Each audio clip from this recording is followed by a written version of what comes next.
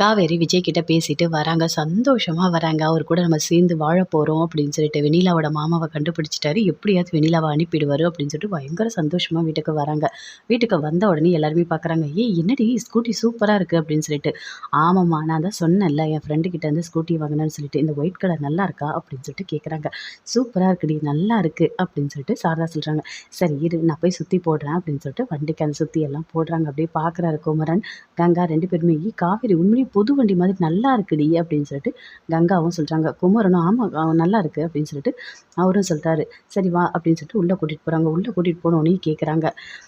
அந்த பொண்ணு மீதி காசுலாம் எப்போ வாங்குறேன்னு சொல்லுச்சு அப்படின்னு சொல்லிட்டு. "நான் அப்புறமா தரேன்னு சொன்னேம்மா. என் ஃப்ரெண்டு தானே ஒண்ணும் சொல்ல மாட்டா" அப்படின்னு காவேரி சொல்றாங்க. எல்லாருமே சேர்ந்து ரொம்ப சந்தோஷமா பேசிட்டு இருக்காங்க. பேசிட்டு "அப்பளம் என்ன ஏதாவது கடையில கேட்டியா?" அப்படின்னு சொல்லிட்டு சாரதா கேட்குறாங்க. 2, 3 கடையில கேட்டிருக்கேம்மா. அவங்க குடுக்க சொல்லியிருக்காங்க அப்படின்னு சொல்லிட்டு காவேரி சொல்றாங்க. "சரிடி இதே மாதிரி நெறைய ஆர்டர் பிடிக்கணும்" அப்படின்னு சொல்றாங்க. "சரிம்மா நான் உள்ள போறேன்" அப்படின்னு சொல்லிட்டு காவேரி உள்ள போறாங்க. உள்ள போனோனே அப்படியே பயங்கரமா சந்தோஷப்படுறாங்க. "அப்பா வெளியிலவோட மாமா கிடைச்சிட்டாரு. நான் சீக்கிரமா அவர் கூட போய் வாழ போறேன்" அப்படின்னு சொல்லிட்டு அப்படியே வயித்த தொட்டு தொட்டு பேசுறாங்க. "பாப்பா நீ, நானு, அப்பா 3 பேருமே சேர்ந்து ஒண்ணா வாழ போறோம். சந்தோஷமா இருக்க போறோம் தெரியுமா? நீ வயித்துல இருக்கன்னு சொல்லிட்டு நான் அப்பா கிட்ட சொல்லப் போறேன்" அப்படின்னு சொல்லிட்டு பயங்கர சந்தோஷமா பாப்பா கிட்ட பேசிட்டு இருக்காங்க.